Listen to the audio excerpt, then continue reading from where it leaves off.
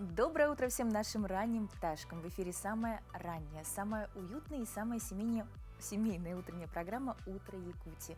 Как всегда, в понедельник эфир начинается с новостей, которые вы могли пропустить. Но напоминаем, что все последние новости вы можете узнать в нашем телеграм-канале. Подписывайтесь, переходите и будьте в курсе не только последних новостей, но и всегда с хорошим настроением. Потому что все самое интересное, что вы могли пропустить в нашей программе, а также другие новости мира и республики, всегда можно прочитать и немножко улыбнуться.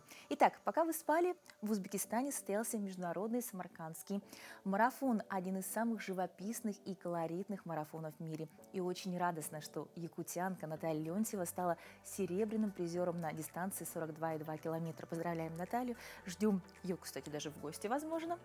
И теперь переносимся в Китай. Аэротакси представили на выставке в Китае. Компания Вертакси на 8-й китайской международной выставке импортных товаров показала электрический летательный аппарат с вертикальным взлетом и посадкой. 10 минут полета на нем заменит 40 минут поездки на машине. Стоимость 10 минут полета составит всего $8. Ну, зато добраться можно будет очень быстро. Вот такие удивительные кадры. Ну, а ноябрь уже месяц, когда предвкушаем, что вот-вот наступит Новый год. Продажа билетов на поезд Деда Мороза открылась для первых 17 городов, сообщили в РЖД. В этом году путешествие начнется 19 ноября в Владивостоке и завершится 11 января в Великом Устюге. В Москве поезд остановится 2 и 3 января. Ох, как хочется уже елки, Новый год. Такие яркие кадры, уже предвкушаешь подарки. Но самое главное, подготовка к Новому году – это же самое интересное. Ну, а прямо сейчас давайте вспомним народные приметы. В народе говорили, если на Проскеву пятницу 10 ноября утром стоит густой туман, жди оттепели, а вот вечерний иней, наоборот, предвещал устойчивые морозы. Проверим, сбудутся ли старинные предсказания и посмотрим, что же готовит нам погода. Ну, помимо магнитной бури, которую сегодня обещали. Итак, в центральных районах сегодня минус 21, минус 27, в Заречной группе 18-23 ниже 0, в южных 18-26 градусов мороза, в Вилюйской группе 31-35 ниже 0, в Нижнеленских минус 19, минус 35, в западных 21-27 со знаком минус, в Колыма-Индигирской группе Улусов 25-39 градусов мороза, в Янске минус 30, минус 34, на северо-западе 22-30 со знаком минус. В Якутске в 6 часов утра температура составила 21 градус мороза. Атмосферное давление 746 миллиметров ртутного столба. Ветер юго-восточный 1 метр в секунду. Сегодня днем небольшой снег. Ветер северо-западный 2,7 метров в секунду. Температура в Якутске будет минус 18, минус 20 градусов. Ну, погода с каждым днем все холоднее, но любителей рыбачить это не останавливает. Пока по всей Якутии люди ловят рыбу старинным традиционным способом под названием мунха, в Момском улусе вовсю идет особая подледная рыбалка. Перед рыбалкой нужно пробурлить лед, покормить реку и постелить оленью шкуру в качестве лежака. Здесь лед тонкий, около 15 сантиметров, а вода прозрачная, все отлично видно. Улов тоже отличается. В Моме ловят хариусов, вальков и ленков. А самое интересное, что ловят рыбу оригинальным способом – лежа и внимательно глядя в лунку. Как делятся местные жители, такой способ рыбалки отлично расслабляет. Ты просто лежишь, смотришь, ждешь и медитируешь. Ну, уже по кадрам видно, что очень интересный способ рыбалки. Правда, лежишь, медитируешь, вода чистая, можно подумать не только о делах, но и о смысле жизни.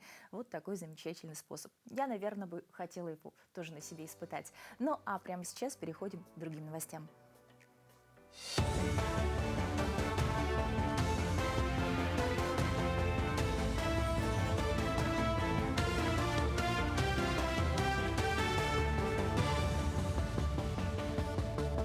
Доброе утро, Якутия. Далее блок новостей. Тарифы на перевозку пассажиров из Якутска в Нижний Бестях на судах на воздушной подушке снижены до 2500 рублей. Об этом сообщает пресс-служба Минтранса региона. Ледообразование на реке Лени в районе судоходных маршрутов нормализовано благодаря проведенной очистке торосов. Режим работы судов остается прежним, ежедневно с 7 утра до 7 вечера. Ледовую переправу через реку Лену по маршруту Якутск-Нижний Пестях на автодороге Колыма планируют открыть 5 января 2026 года. С 1 декабря на автодороге Колыма заработает ледовая переправа через реку Алдан по маршруту Хандыга-Мегина-Алдан. В эти же сроки запланировано открытие ледовых переправ на автодороге Вилюй для транспорта весом до 4 тонн. Окончательные даты открытия могут измениться в зависимости от погодных условий и состояния льда. В Мелинском районе состоялась торжественная церемония вручения паспортов 8 юным жителям в рамках программы «Мы – граждане России». Мероприятие было организовано движением первых при поддержке МВД России и районной администрации. Молодых граждан поздравили первые лица района, начальник полиции и ветераны СВО. Паспорт гражданина Российской Федерации, свидетельствующего, что вы стали полноправным и полноценным гражданином нашей великой страны. Это очень большая честь. Объявлен конкурс на получение годовых стипендий главы Якутии для олонхосутов, запевал Осоха, кузнецов и народных мастеров. Размер стипендий составит 30 тысяч рублей ежемесячно за особые заслуги в возрождении, сохранении и распространении якутского эпоса, олонхо и традиционной культуры. Отбор проводится на конкурсной основе комиссии Министерства культуры и духовного развития Якутии. Кандидатов могут выдвигать трудовые коллективы и общественные организации республики.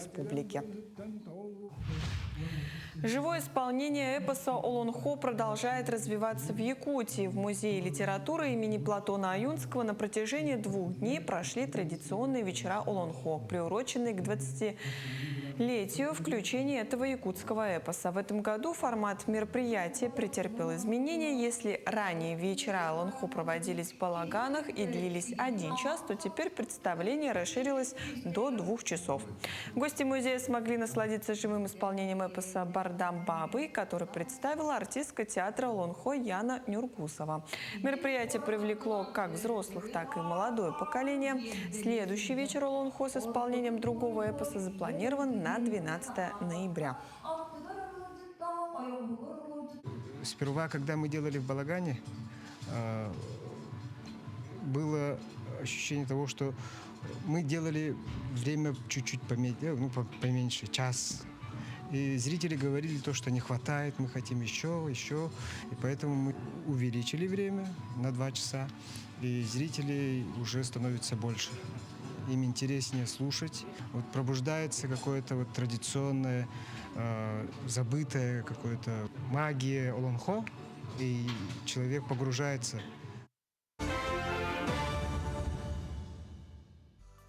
И еще одна хорошая новость. Сотрудник Центра «Мои документы» якутянин признан лучшим специалистом среди всех работников многофункциональных центров России. И сегодня это чудо-специалист в нашей студии. Знакомьтесь, Тимур Рязанский, специалист первой категории клиентской службы Центра «Мои документы». Доброе утро. Доброе утро. Ну, Тимур, конечно, вас поздравляем с заслуженной наградой. Расскажите немножко, что это за конкурс, кто его проводит, какой раз он проходит и в какой форме. Конкурс проходит, насколько я помню, с 2015 года ежегодно. Там очень много разных номинаций. Но, как уже по доброй традиции, наш МФЦ Якутии с 2015 года ежегодно входит в число самых лучших МФЦ нашей необъятной России. Ну, теперь он не только самый лучший, теперь он обладает лучшим сотрудником по всей России. Да, эта номинация была введена впервые, то есть в этом году. Ну и вы заслуженно ее получили. Да. Расскажите немножко о себе. Вот сколько лет вы работаете в многофункциональном центре и почему выбрали именно такую сложную довольно работу с людьми? Я начинал свой путь с 2021 года, устроился в апреле, так же, как и все, специалистом приема. Успел поработать в качестве администратора в нашем головном офисе на Амосово. И вскоре у нас открылся вот сектор пользовательского сопровождения, куда я подал заявку и где я развиваюсь по сей день. Вот совет.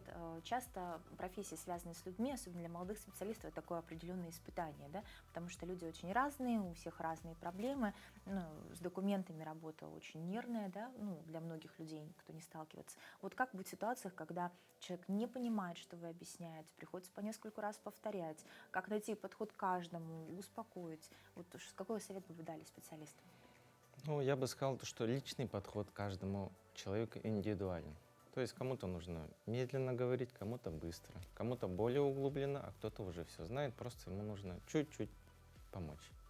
Так как все у нас переходит более-менее в электронный вариант, и я бы сказал, что некоторые моменты без посторонней помощи, в нашем случае нас, то довольно-таки сложно для человека, который никогда вот это не делал.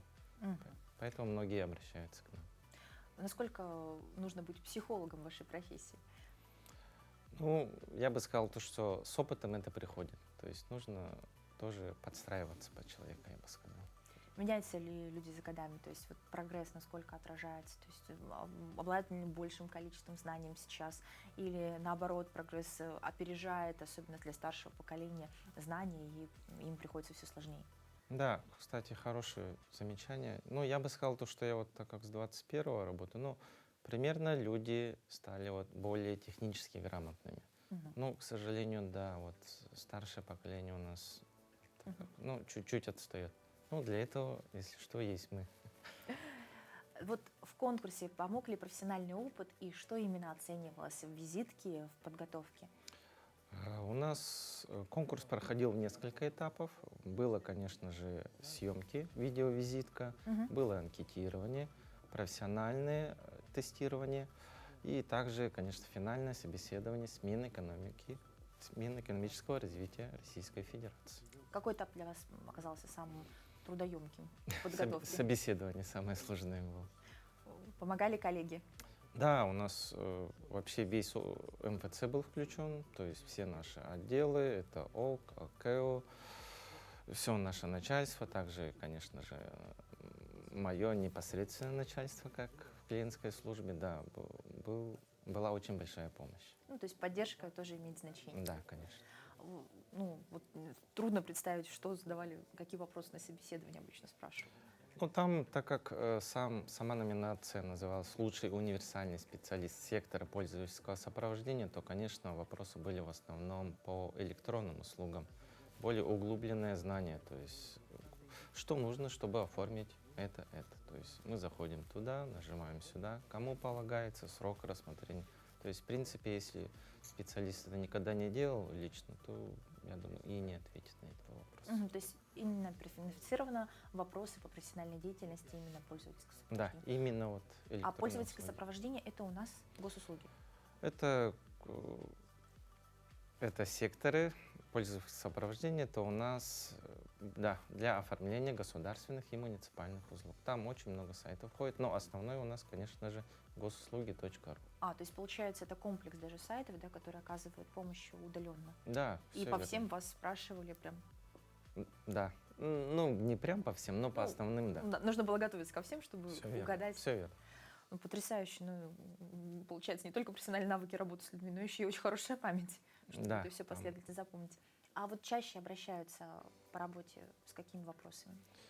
Ну, на данный момент я бы сказал, что самое популярное, скорее всего, услуги ГИБДД, то есть Мгм. постановка на транспортный учет автомобиля, также замена водительских прав, также у нас услуги Росгвардии, это разрешение на хранение и ношение оружия, лицензия, разрешение на охоту, и временами бывают к нам те, кто попал в трудную, непростую жизненную ситуацию, это встать на учет в Центр занятости. Получается, в общем-то, все сферы жизни, которые необходимы, теперь у нас в электронном. Все верно. С чего начать электронную грамотность, допустим, для детей, подростков, которым нужно осваиваться, да, тоже в этой среде, да, электронного документооборота, пожилым людям? Ну, я бы рекомендовал, самостоятельно сперва хотя бы просто изучать те услуги, так как госуслуги с каждым годом прогрессируют и упрощаются. Если, например, вы помните, что было 5 лет назад, и сейчас это 2 разных сайта вообще. И даже просто зайти, и там все для людей сделано. Услуги, документы, все, пару кликов, и уже можно оформлять. То есть, в общем-то, если ты владеешь более-менее интерфейсом, можно научиться. То есть Всё самое верно. главное — не бояться. Да, все верно. Если человеку нужна помощь для оформления госуслуг, в каком офисе лучше ему подойти? Сектор пользовательского сопровождения где находится? У нас в секторе пользовательского сопровождения оборудовано в каждом офисе города Якутска и также в крупных региональных офисах. Можно обратиться в любое время в рабочее, естественно. Либо по предварительной записи, либо в порядке живой очереди. Скажите, что для вас конкретно как специалиста, как человека является ключевым принципом в ежедневной помощи людям? То есть это же такая сложная профессия, помогать людям. Ну, не сказал бы, что прям сложное. Ну, больше нужно, наверное, как и в любой профессии, любить свое дело. То есть тебе это должно нравиться и приносить пользу, скажем так. Ну, лично я как бы рассматриваю не то чтобы как человек, а именно ситуацию. Каждая ситуация по-своему индивидуальна. То есть от ситуации заявителя и также от что именно он хочет оформить и что случилось. Спасибо большое за такую оценку. Правда, что любить свое дело — это самое важное, поэтому мы вас поздравляем, что ваша любовь к профессиональной деятельности привела вас к победе. Желаем дальнейших успехов. Спасибо. Ну а прямо сейчас предлагаем немного взбодриться. Знаете ли вы, что утренняя практика йоги — это самый натуральный и полезный энергетик? Она не просто будет тело, но и настраивает нервную систему, улучшает концентрацию и метаболизм. Хотите почувствовать эту разницу? Тогда не откладывайте на завтра. Наша утренняя зарядка ждет вас прямо сейчас. Давайте сделаем ее вместе.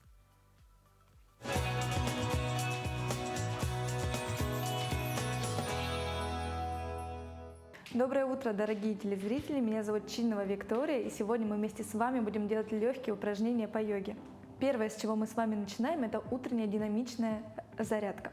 Подходим к началу коврика, встаем прямо, подтягиваем ноги, бедра, ставим ручки в такой замочек с большими пальцами рук, поднимаем ручки вверх, делаем хороший вдох через нос. С выдохом опускаемся мягко, плавно вниз. Можно подсогнуть коленки, ручки опустить на икры. Затем ручки положить на коврик, сделать вдох, с выдохом отшагнуть одной ножкой назад, вытолкнуться вверх, ручки снова вверх, вдох, вытянуться, хорошо, выдох, опуститься. Ручками опускаемся на коврик, и теперь вторую ножку ставим рядом с левой ножкой, подтягиваем, выходим в собачку мордой вниз. Отлично. Затем берем и правую ножку возвращаем к началу коврика. Подтягиваем ножку двумя ручками вверх и вдох. С выдохом подшагиваем второй ножкой и поднимаемся вверх. Следующее упражнение мы встаем прямо, опускаясь, правой ручкой касаемся пола, левую ручку за спину убираем, вытягиваем левую ножку назад, правую ножку можно согнуть в коленки, поднимаемся вверх. То же самое делаем с другой стороной, с другой ножкой. Левой ручкой касаемся пола, правую ручку убираем за спину, вытягиваем правую ножку назад, пяточкой толкаем невидимую стену, поднимаемся вверх. И еще раз, и вдох. Касаемся правой ручкой. Отлично, возвращаемся. И последний раз. Левой ручкой касаемся пола. Вытягиваем заднюю ножку назад, ручку за спину. Возвращаемся по центру. Отлично. Следующее упражнение тоже на координацию. Немножко посложнее, но давайте вместе попробуем. И из позиции Тадасана мы выходим правой ножкой, вытягиваемся назад, вытягиваем правую ножку назад, толкаем ножкой невидимую стену, ручками вытягиваемся вперед, вдох, с выдохом возвращаемся по центру, но ножку не опускаем, а вытягиваем вперед. И из этого же положения снова выходим, вытягиваемся, толкаем пяточкой невидимую стену, ручки вытягиваем вперед и вверх, возвращаемся. Отлично. И поменяем ножку. Теперь с левой ножкой то же самое. Это у нас позиции на укрепление наших ног, нашей спины. Спина вытягивается, делается сильными и ручки, и ножки. Возвращаем ножку по центру. И вдох. С выдохом вытягиваемся хорошо. Возвращаемся. Просыпайтесь вместе с йогой. Увидимся с вами на следующей утренней зарядке. До новых встреч!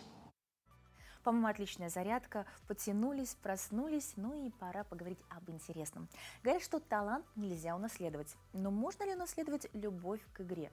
первую клюшку, подаренную отцом, первый совет, данный матерью, которая сама знает лед, как свои 5 пальцев. Наша следующая история о семье, для которой хоккей стал не просто спортом, а делом жизни, переходящим от отца к сыну, от брата к сестре. Семейной хоккейной династии встретилась наша съемочная группа. Шум, беготня, задор, ощущение легкого хаоса перед приходом гостей. Именно так нас встретила семья Савиновых. За окном уже стемнело, застать семью в полном составе не так-то просто. Это вот Никиткины. Никиткины, и мужа здесь есть часть. Ну, спортсмены во всем спортивные, поэтому мы вот занимаемся сноубордом, горными лыжами еще. И тоже занимаем там призовые места. Здесь есть еще медали по трофи-рейдам. Ну, 1-2 медали, остальные все по хоккею. Дело в том, что у каждого свой плотный график. Старший сын Никита пришел на лед благодаря примеру в лице своего отца. Хоккеем занимаюсь с 3 лет. Сначала меня отвели, чтобы я научился кататься на коньках. Так и обучали. Потом уже начал тренироваться с клюшкой, ну, основами перекладывания, там, давания пасов. Примером мне стал отец, потому что он тоже занимался хоккеем и был в команде. А вот 9-летняя Полина с детства наблюдала за братом и папой. Только в отличие от них она грезит о профессиональном хоккее и каждый день стремится к мечте. Можно через ногу вот так и потом быстро взять. Ну или вот так и быстро вот так. Чтобы они же сзади едут и клюшкой вот так делают, забирают. И надо быстренько вот так. А чтобы обыграть, можно сделать вот так и так. Полина у нас сама захотела на хоккей. Она смотрела на брата, очень интересовалась, всегда мечтала пойти на лед встать.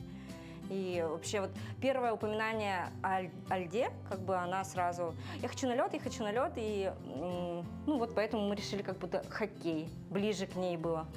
А младшую мы вот думаем, что к ней ближе, наверное, фигурное катание, потому что ей нравится гимнастика, все красивое, все розовое, такое девичье. Повальное увлечение хоккеем в семье Савиновых едва ли можно назвать случайным. Ведь дедушка Никиты, Полины и Арины, Андрей Савинов, тоже был хоккеистом. Играл за сборную города. Вот он начал играть, я учился, по-моему, в 8 классе, если мне память не изменяет. И говорит: хочешь пойти играть в хоккей? Я не занимался особо хоккеем. Я занимался другими видами спорта. Думаю, давай попробуем. Мы учились, по-моему, с 8:30 утра в школе. Я приходил на тренировку в 6:30. Была такая тренировка утренняя. Я бегал тренировку и еще приходил домой, брал учебники и шел в школу. Потом вечером, получается, заканчивалась тренировка. Не тренировка, а школа. И я еще шел на вечернюю тренировку, а потом еще и оставался вот с этими мужиками играть. И полностью. И я почти за год догнал их. Как поделился Павел, после окончания школы случилась жизнь. Другие интересы, заботы о любительском спорте было забыто. Но спустя 19 лет ему позвонил товарищ. Получается, вот эти ребята, которые со мной играли, говорят: мы вот команду создали. То есть давай, говорит, старую гвардию возобновим. Я говорю, давай. Пришел, и и все ребята начали приходить, и все, и у нас пошло-поехало. Как говорит мама юных спортсменов, хоккей – это не только умение уверенно держаться на льду, но еще и крепкий иммунитет и навыки самодисциплины. У него был статус, астма начиналась у ребенка, он маленький был когда. И вы знаете то, что самое лучшее занятие для астматиков – это занятие на льду. И вот из-за этого мы решили его отдать в хоккей. После того, как он начал заниматься хоккеем, у нас вообще прекратились все болезни. У меня дети практически не болеют. Мы школу там за год можем максимум 1-2 раза пропустить.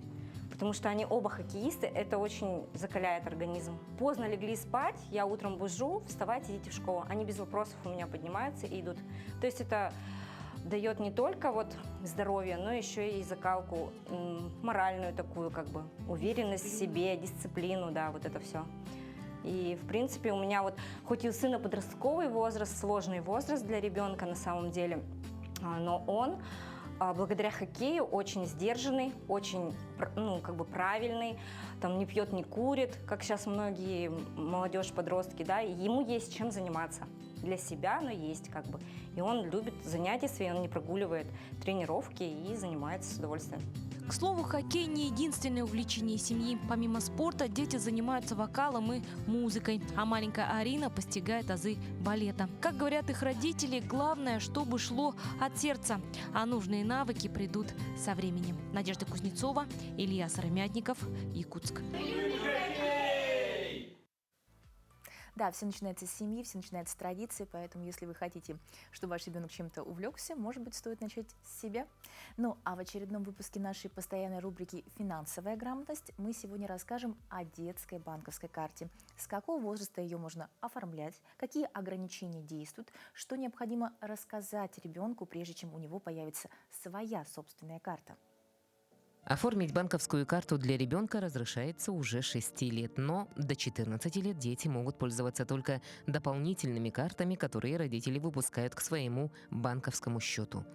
Открыть собственный счет в банке и завести личную карту удастся после 14 лет, когда подросток получит паспорт. Раньше моя карта была привязана к номеру телефона мамы, и из-за этого я не мог следить за своими финансами, и у меня было много ограничений.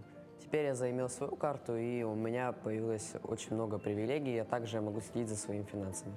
Если подросток оформил собственную карту, родителям стоит напомнить правила пользования и безопасности. Первым делом посоветуйте ребенку добавить номер горячей линии банка в список контактов. Он есть на обратной стороне карты и на официальном сайте банка. Проследите, чтобы подросток подключил уведомления об операциях. Прежде чем ребенок начнет пользоваться картой, расскажите ему, как защититься от мошенников. Никогда никому не сообщайте ваш пин-код. Никогда никому не давайте даже на время вашу банковскую карту. Если возникнет необходимость снять деньги в людном месте, лучше прикрывать клавиатуру рукой. Не делитесь секретными кодами, которые расположены на оборотной стороне карты. Если вдруг вы потеряли детскую карту, необходимо сразу сообщить об этом родителям. Если вы являетесь владельцем молодежной карты, то вы можете сами позвонить на горячую линию. Хранить деньги на пластике гораздо удобнее и безопаснее, чем носить с собой наличные. Как показывает практика, дети теряют карты реже, чем купюры и монеты, которые обычно небрежно носят в карманах. Но у карт все же есть специфические риски. Дети могут терять ощущение реальности и тратить больше, чем необходимо. Но в целом достоинств у детской карты куда больше, чем недостатков. Для ребенка карта – это не только удобный способ оплаты покупок, но и первый опыт управления своим личным бюджетом. Ну вот, наверное, с детства, если учить пользоваться бюджетом, к определенному возрасту наши советы будут, может быть, не так нужны, потому что дети будут более грамотны. Ну, поживем, увидим. Вообще говорят, что вот ноябрь особенный месяц, но немножко скучный. До Нового года еще далеко, а вот и нет. 10 ноября прямое тому доказательство. В 1933 году стало известно, что писатель Иван Бунин стал первым русским литератором, удостоенным Нобелевской премии.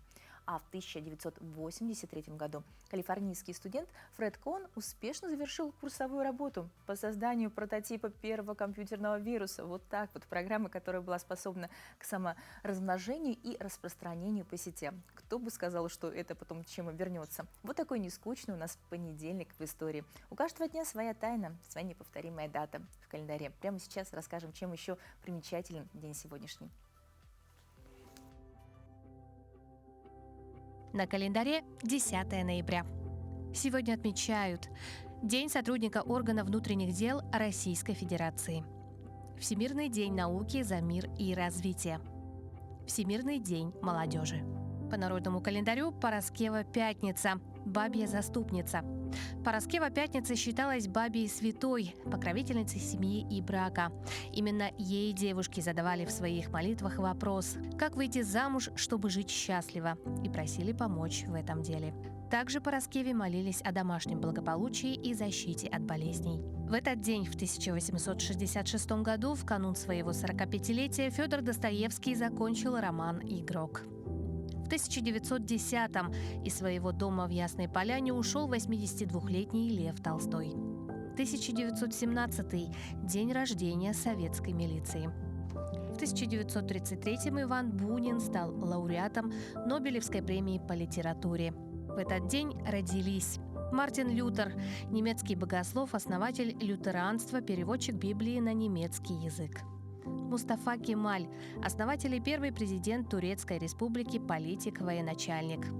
Андрей Туполев, советский авиаконструктор, основатель самолетов серии Ту, академик. Леонид Брежнев, советский государственный и политический деятель, глава СССР. Михаил Калашников, советский и российский конструктор стрелкового оружия, доктор технических наук. Виктор Сухоруков, советский и российский актер театра и кино, народный артист России.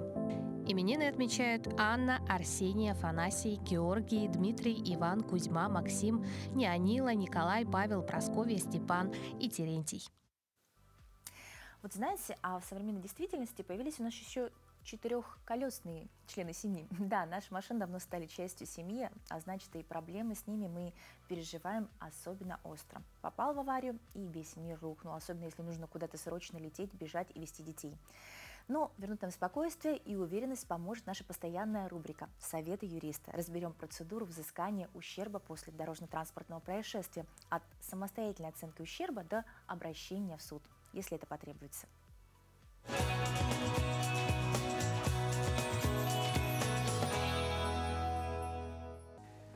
Доброе утро, Якутия! Сегодня мы с вами разберем ситуацию, как взыскать сумму ущерба при дорожно-транспортном происшествии, в случае, если у виновника отсутствует страховой полис, либо сумма ущерба превышает сумму вашей страховки. Смоделируем ситуацию, где произошло столкновение двух автомобилей, и вы являетесь в этом случае потерпевшей стороной. По закону, если стороны признают, что сумма ущерба не превышает 100 тысяч рублей, стороны вправе составить европротокол, в котором указывают обстоятельства столкновения, повреждения автомобилей и зарисовывают схему ДТП.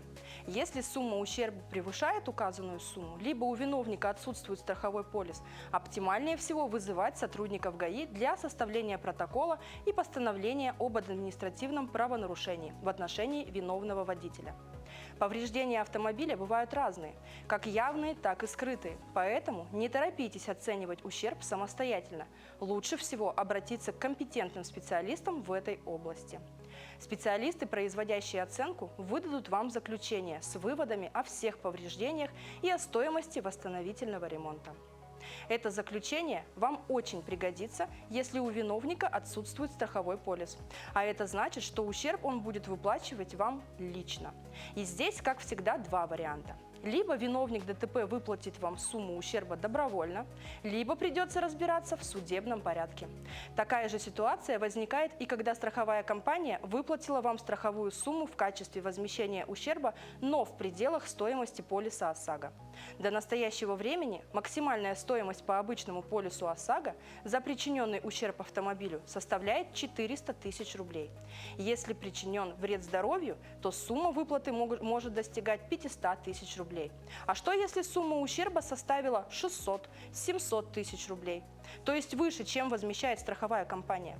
Здесь разницу также обязан доплатить виновник ДТП. Либо добровольно, либо в судебном порядке. Если договориться с виновником не удается, подскажу вам, как правильно составить исковое заявление в суд.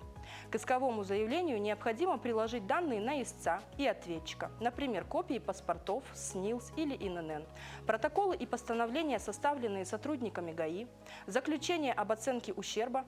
Необходимо также оплатить госпошлину. Кстати говоря, рассчитать сумму госпошлины можно через онлайн-калькулятор на сайте суда. В качестве доказательства в суде учитываются и свидетельские показания. Также не забудьте приложить почтовую квитанцию об отправке иска ответчику. На что вы можете претендовать в случае выигрыша дела? Естественно, это сама сумма ущерба.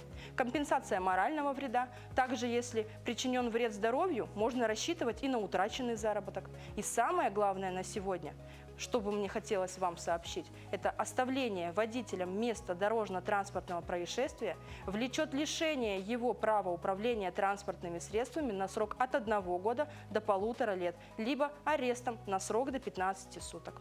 На этом все. До новых встреч. И если не знаете, как поступить, поступайте всегда по закону. Спасибо нашему юристу за советы, которые, думаю, понадобятся многим автомобилистам. А сейчас я рада приветствовать в нашей студии еще одного утреннего гостя, заместителя начальника управления по борьбе с противоправным использованием информационно-коммуникационных технологий Министерства внутренних дел Республики, полковника полиции Алексея Мударисова. Доброе утро. Доброе утро, Вероника. Алексей Сергеевич, разрешите поздравить вас с профессиональным праздником. В лице вас, также всех ваших коллег. Ну и, наверное, несколько слов от вас. Спасибо большое. Пользуясь случаем, я хочу поздравить своих коллег с Днем сотрудника органов внутренних дел, пожелать им прежде всего стойкости, терпения, здоровья и успехов в выполнении своих профессиональных задач. Сегодня мы собрались здесь не только вас поздравить, но и поговорить о серьезной теме. Это кибермошенничество, потому что это ваша профессиональная сфера деятельности. Да, с каждым днем все актуальнее становится, что развивается, да, в схеме мошенничества, к сожалению, до сих пор очень много пострадавших. Как вообще появился в МВД специальный отдел управления и что входит в его функции? Вообще, указом президента управление по организации противодействия борьбы с противоправным использованием информационно-коммуникационных технологий образовалось 11 октября 2022 года. В республике у нас появился отдел по борьбе с киберпреступлениями в апреле 2023 года. И в марте 2024 года отдел у нас был реорганизован в управление. В функцию нашего управления входит противодействие, пресечение, раскрытие и выявление преступлений в сфере IT-технологий. Что туда входит? Какие преступления? Это преступления против собственности, такие как кражи, мошенничество. Также мы можем туда включить преступления против личности, преступления против половой неприкосновенности и так далее. То есть достаточно обширный круг преступлений. Но вот сегодня мошенничество, с которым, по крайней мере, повсеместно говорят, это вот телефонные мошенники, да, мошенники, взламывающие аккаунты, в том числе в госуслугах. Способы отъема денег у населения все меняются и прогрессируют. То есть, кажется, с каждым годом развиваются. Как меняется схема работы вот в управлении в ногу со временем? Да, очень хороший вопрос. В настоящее время мошенники активно используют технологию блокчейна. Это к примеру. Это делается с целью вывода похищенных денежных средств в криптовалюту. В настоящее время наши сотрудники адаптированы под данную ситуацию, и мы успешно проводим аналитику криптотранзакций с целью отыскания похищенных денежных средств и установление лиц, причастных к совершению преступлений. То есть теперь след не теряется денежный, да, в криптовалюте уже? Да, мы стараемся это все отслеживать. Блокчейн, скажем так, он прозрачен. Каждую криптотранзакцию можно отследить. Кроме этого, также мы используем активно искусственный интеллект с целью установления лиц, так называемая биометрия. В общем, идем в ногу со временем. То есть новые технологии тоже активно помогают в борьбе с преступностью. Конечно. Вот вообще профессия очень тяжелая, да, то есть это жадность людей, переживания, страхи, все это выливается зачастую на сотрудников. Вот как вы, как профессионал, справляетесь с психологической нагрузкой в вашей профессии? Скажем так, из перечисленных вами причин как таковой психологической нагрузки нет. Мы же ведь профессионалы все-таки. Конечно, бывают такие случаи, когда жертвы теряют не только свои денежные средства, но и свои жилища. Здесь, конечно, остается осадок, и больше появляется рвение найти и наказать преступника. Это с профессиональной точки зрения.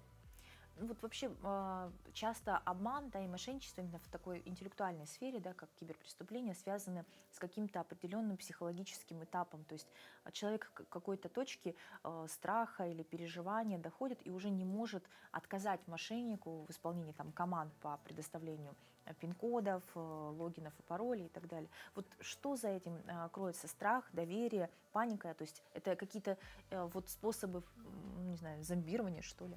Вот. Я понимаю, о чем вы говорите.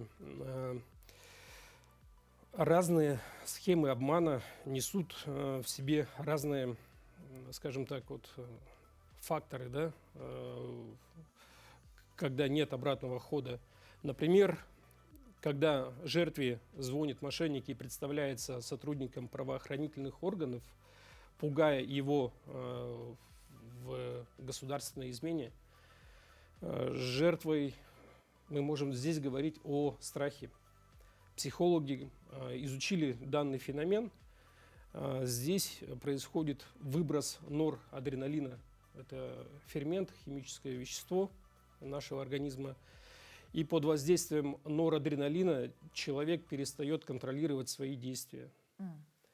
Вот. И в данном случае мы говорим, конечно же, о страхе.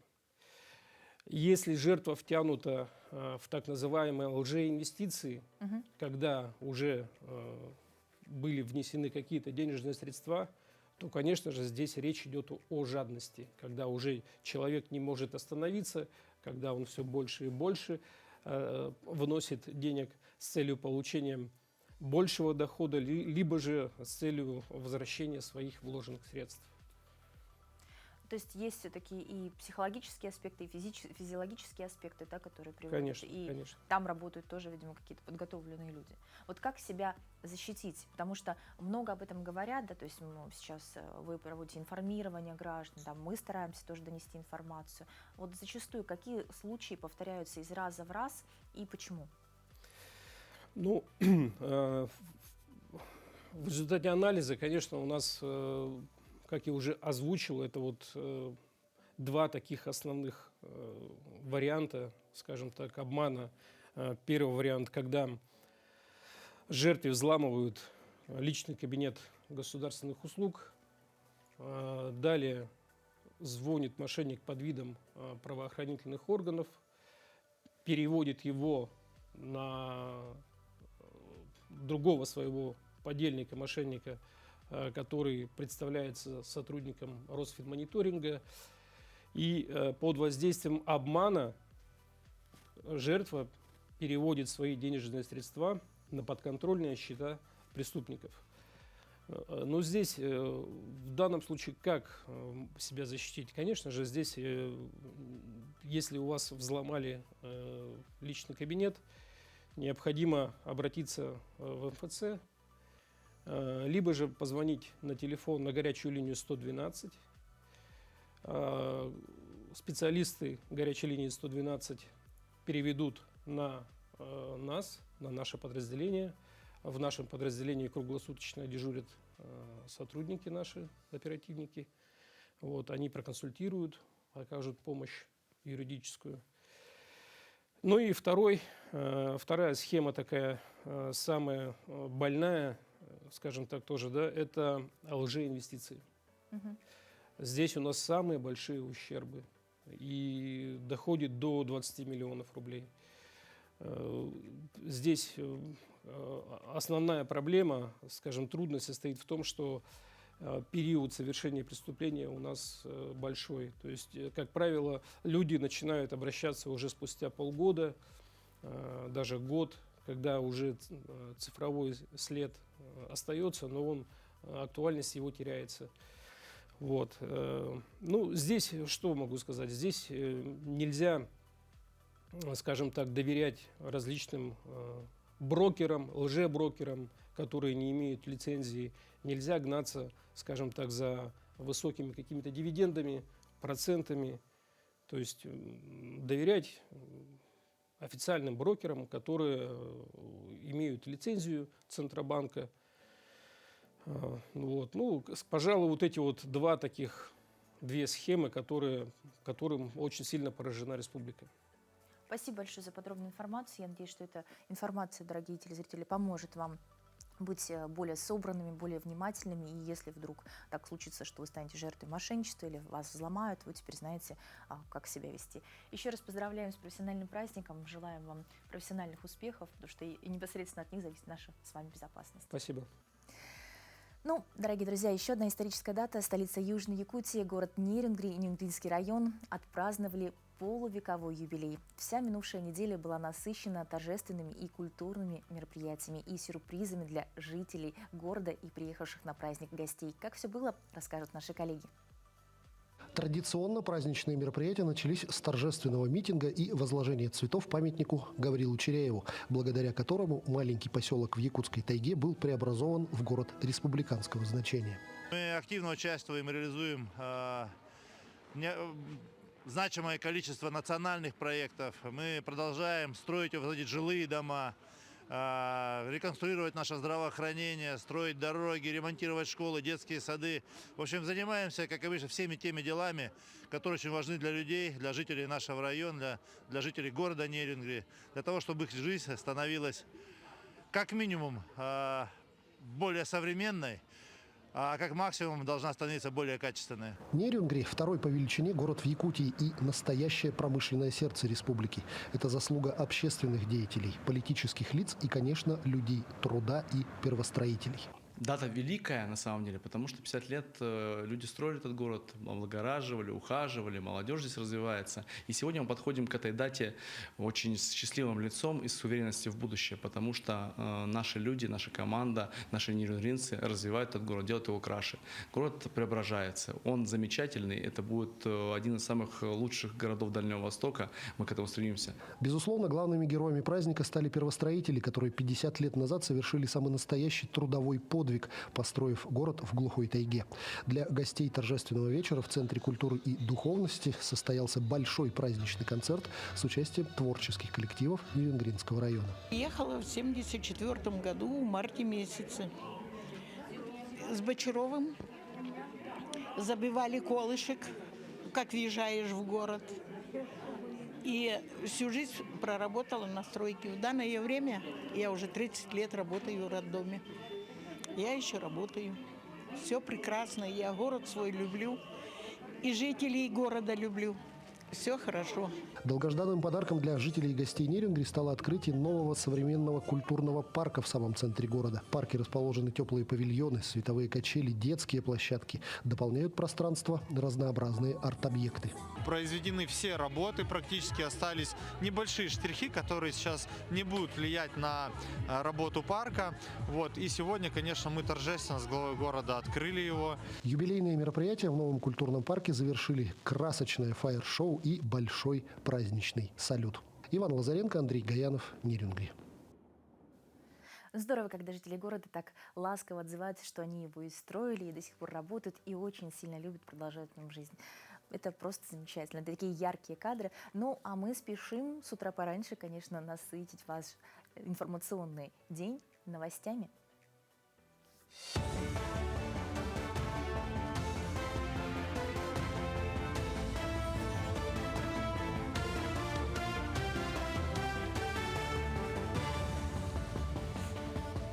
Мы продолжаем говорить о самых заметных событиях этого утра.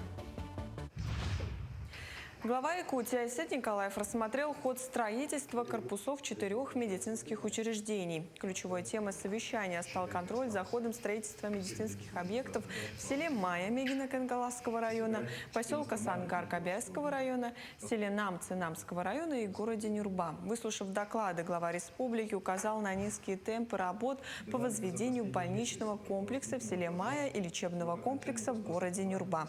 Строительная готовность здания в Мегино-Кангаласском районе составляет 34%, в Нюрбе 37%. Айсет Николаев поручил строительным организациям подготовить догоночный план-график. ближайшем будущем работодатели получат возможность подавать декларации в соответствии условий труда, установленным требованиям в электронном виде через портал госуслуг. Как сообщил министр труда Антон Котяков, соответствующий проект приказа Минтруда уже проходит общественное обсуждение. Это нововведение значительно ускорит процесс подачи и приема деклараций, полностью переведя документооборот в электронный формат. Сейчас документы подаются в территориальные органы Роструда. Республика отмечает 75-летие со дня рождения народного писателя Якутии, драматурга Василия Васильева-Харасхала. В Якутском музее открылась выставка, рассказывающая о главных этапах его жизни и творчества. Экспозиция стала завершающим событием декады мероприятий, проходивших по всей республике в честь юбилея мастера якутского слова. Посетители смогут увидеть уникальные архивные материалы, редкие фотографии и документы из фондов Якутского музея и семейного архива. Выставка будет работать до конца этого года. Здесь можно увидеть не только его жизненный путь, но и то, чем он занимался. Это человек, который занимался и изучал тех представителей якутской интеллигенции, которые пострадали в ходе революции и были вынуждены бежать из родной республики, были в эмиграции, и он изучал эти вопросы. Государственный театр оперы и балета стал одним из 13 победителей Всероссийского грантового конкурса Минкультуры России, получив финансирование на постановку оперы Джузеппе Верди «Аида» в 2026 году. Об этом сообщил министр культуры республики Афанасий Ноев. Проект театра был выбран среди более чем 80 заявок. Опера «Аида», действие которой происходит в Древнем Египте и впервые поставленная в Каире, имеет долгую историю представления в России с 1875 года. Якутский театр уже показывал «Аиду» с концертным исполнением в 2014 году и теперь готовится к полноценной сценической версии. С 1 января следующего года Банк ВТБ возьмет на себя функции банка-оператора программы «Пушкинская карта», о чем сообщила пресс-служба Минкульта России. Действующие владельцы карт, выпущенных ранее, Почта банкам должны будут подать заявление на перевыпуск до 28 декабря этого года через приложение госуслуги «Культура» для дальнейшего участия в программе. Министр культуры Ольга Лубимова отметила высокую популярность проекта. С момента запуска «Пушкинской карты» продано более 98 миллионов билетов. Такими были новости к этому часу. Всего хорошего и до встречи в эфире. На календаре у нас начало новой недели, а это значит, что самое время заглянуть в будущее. Нет, карты раскладывать не будем и гадать на костях тоже. Чтобы прожить этот день и неделю максимально продуктивно и гармонично, давайте узнаем, что же нам советуют звезды. Итак, гороскоп.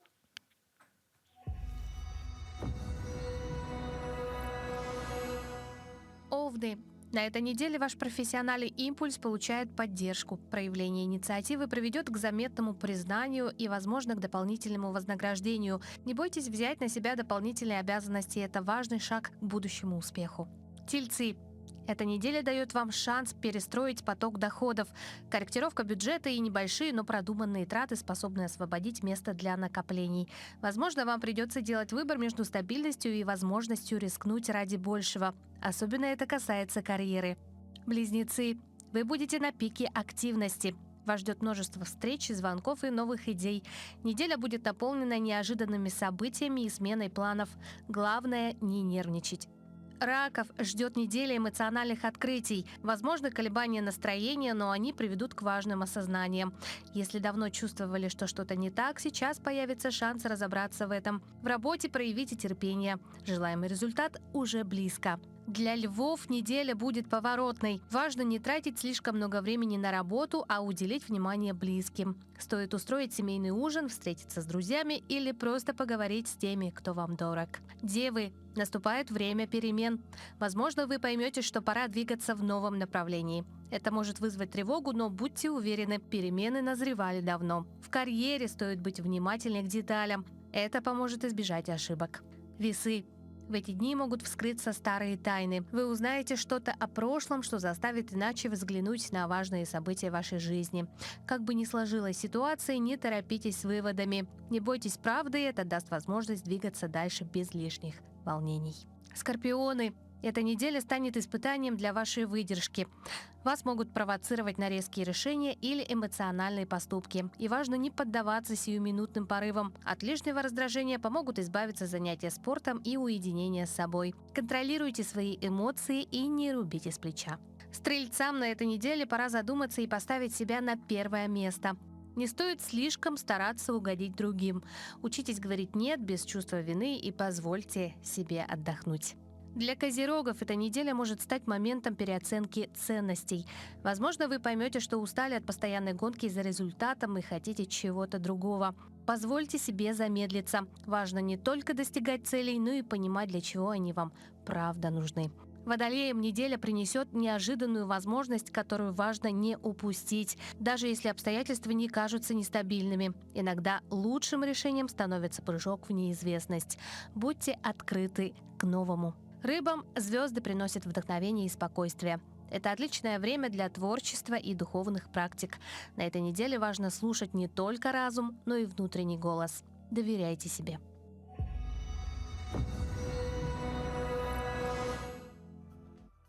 Ну, верить предсказаниям или нет, это дело каждого, но вот с хорошим предсказанием, я думаю, стоит прислушаться, чтобы неделя была еще лучше. Кстати, каждый день с нами это тоже повод улыбнуться, поднять себе настроение, потому что завтра, например, мы поговорим о унтах. Не пропустите. А еще у нас в гостях очень интересный гость, ведь скоро зима начинается с Якутии. До новых встреч, до завтра!